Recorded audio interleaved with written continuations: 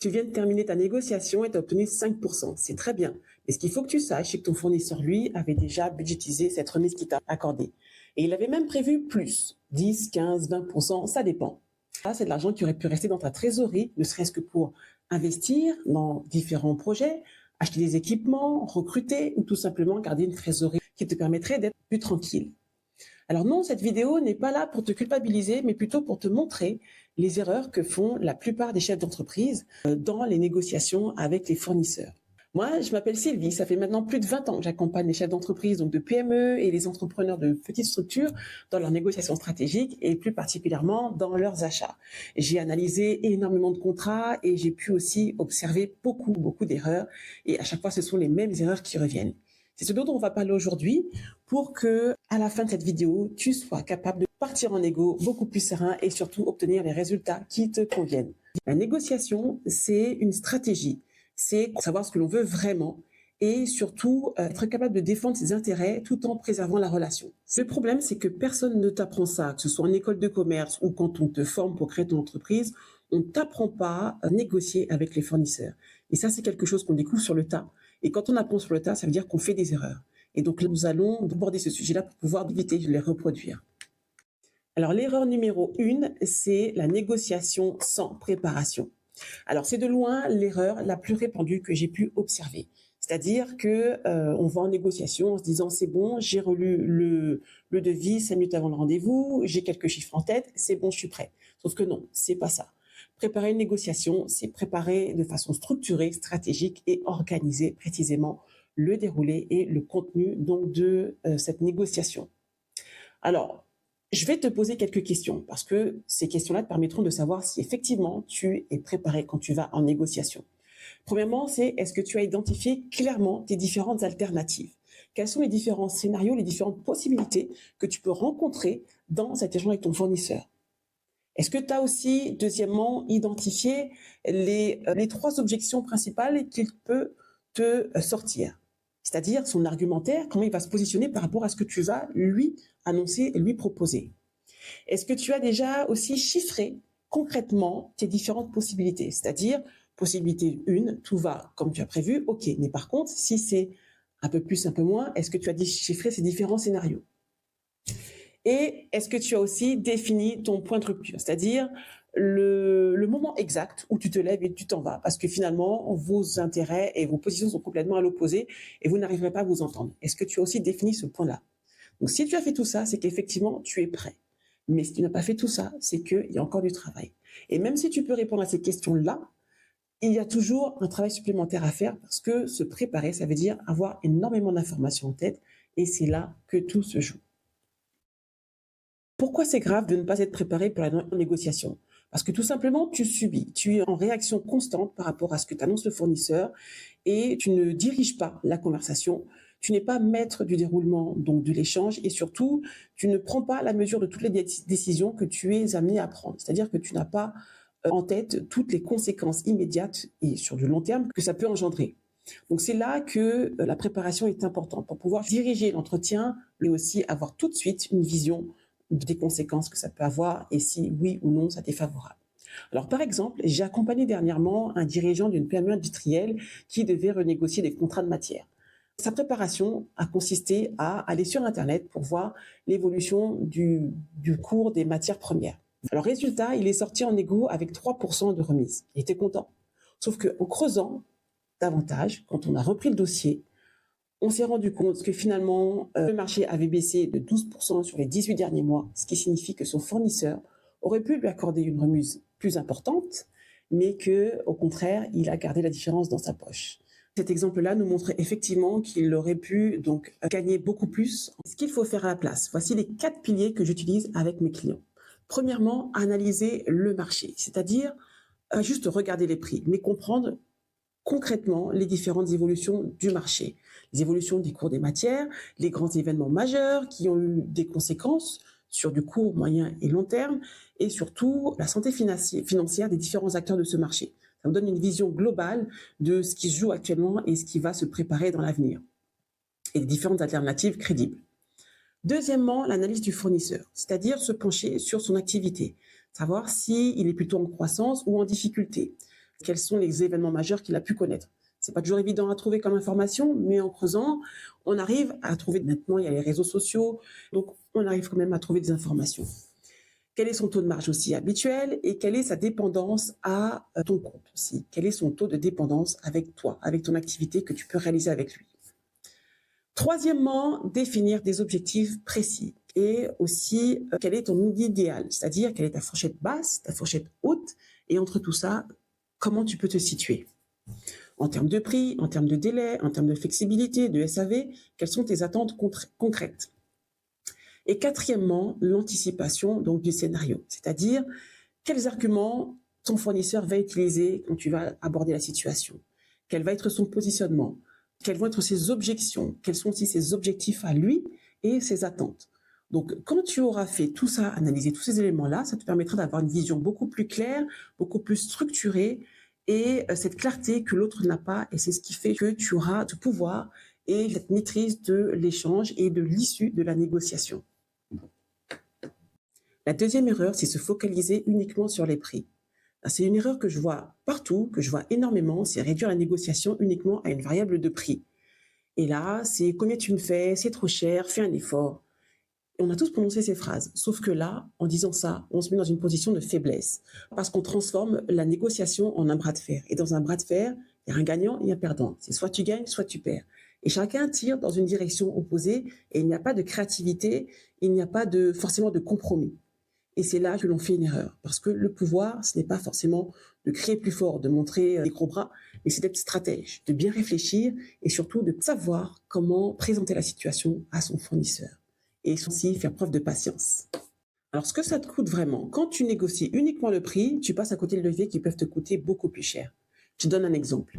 J'accompagnais un de mes clients, un chef d'entreprise dans l'e-commerce, et il négociait avec son prestataire logistique. Donc lui, ce qu'il négociait, c'était le prix, donc 10% de remise sur les colis. Mais le prestataire ne voulait pas bouger et là, blocage. Et en analysant la situation ensemble, on s'est rendu compte que ce qui coûtait vraiment plus cher, ce n'était pas le prix unitaire, c'était plutôt tous les retards de livraison et le SAV, donc justement dû à ces retards de livraison et à ces réclamations clients. Et donc, on a changé l'angle de la négociation et plutôt que de partir sur une négociation sur le prix, on est parti sur la qualité des prestations, sur la résolution de ces retards et limiter les litiges du côté de mon client. Et en faisant tout ça, on a demandé aux fournisseurs de s'engager sur les délais et sur la qualité de service. Et pour mon fournisseur, ce n'était pas forcément quelque chose qui était très compliqué à faire ni très impactant. Donc, il a respecté ses engagements et mon client a gardé le même prix. Mais par contre, il a eu beaucoup moins de retours, gagné beaucoup plus en termes de SAV et en termes de retour client. Il a pu faire ainsi des économies qui étaient 3 fois supérieures à ce qu'il aurait pu gagner s'il avait uniquement demandé 10% de remise sur son prix concernant ses colis. Tout ça pour vous dire qu'il faut analyser la situation dans sa globalité et pas uniquement se focaliser sur le prix, mais regarder tous les différents coûts qui peuvent être aussi induits et de quelle façon ça peut être plus coûteux que le prix unitaire. Donc, une analyse précise et détaillée de la relation.